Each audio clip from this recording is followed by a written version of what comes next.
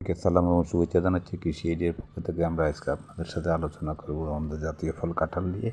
কাঁঠাল আমাদের দেশে সাধারণত সাভার, গাজীপুরে যথেষ্ট পরিমাণ উৎপাদন হয়ে থাকে।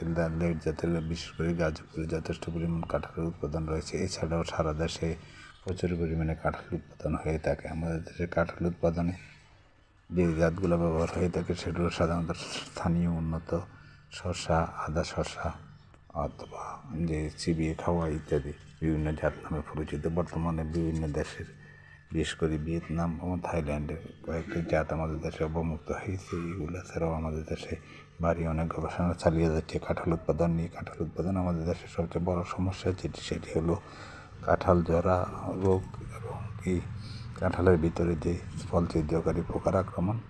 এই দুইটা জিনিস আমাদের দেশে, এবং ফল পচা রোগ, এই কয়েকটা সামান্য রোগ ছাড়া তেমন একটা রোগ বালাই নেই বললে চলে। কাঁঠালে যদি আপনি রোগ বালাইতে দমন করতে পারেন এবং মুচি ঝরা বন্ধ করতে পারেন এবং নিয়মিত সুষম সার ব্যবহার করতে পারেন বর্ষার আগে এবং পরে, তাহলে প্রচুর পরিমাণে কাঁঠাল উৎপাদন সম্ভব আমাদের দেশে। এবং কাঁঠালের যথেষ্ট চাহিদা রয়েছে, পুষ্টিগুণ সম্পন্ন এই কাঁঠাল আমাদের দেশে। বিশেষ করে কাঁঠালের বিচি বর্তমানে ইটালি সহকারে কয়েকটি দেশে রপ্তানি হচ্ছে এবং কাঁঠালের বিচি অত্যন্ত পুষ্টিগুণ সমৃদ্ধ বিচি, এবং এছাড়াও কাঁঠালে যথেষ্ট পরিমাণ পুষ্টিগুণ রয়েছে এবং এই শরীরের পুষ্টিগুণ বিবেচনা করে কাঁঠালের আমাদের জাতীয় ফল হিসাবেই বিবেচনা করা হয়ে থাকে। কাঁঠালের উপরের অংশ অর্থাৎ বোতা যেটাকে আমরা বলি, সেটি খাবার দিবসের খাদ্য হিসেবে যথেষ্ট পরিমাণ চাহিদা রয়েছে এবং কাঁঠালের বেশি আমিষের চাহিদা পূরণে যথেষ্ট পরিমাণ ভূমিকা পালন করে থাকে।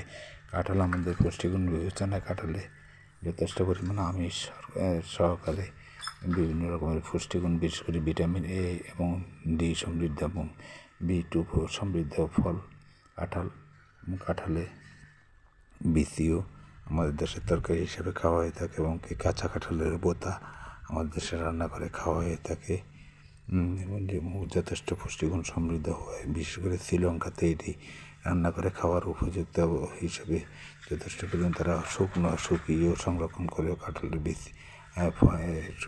শ্বাস অংশ সংরক্ষণ করেও বাজারে বিক্রি করে থাকে এবং পরবর্তীতে অফ সিজনে এটি খেয়ে থাকে। আমাদের দেশে এটি যথেষ্ট পরিমাণ চাহিদা রয়েছে, অত্যন্ত উৎপাদনশীল। এই ফলটি চাষে আমাদেরকে আগ্রহী হতে হবে।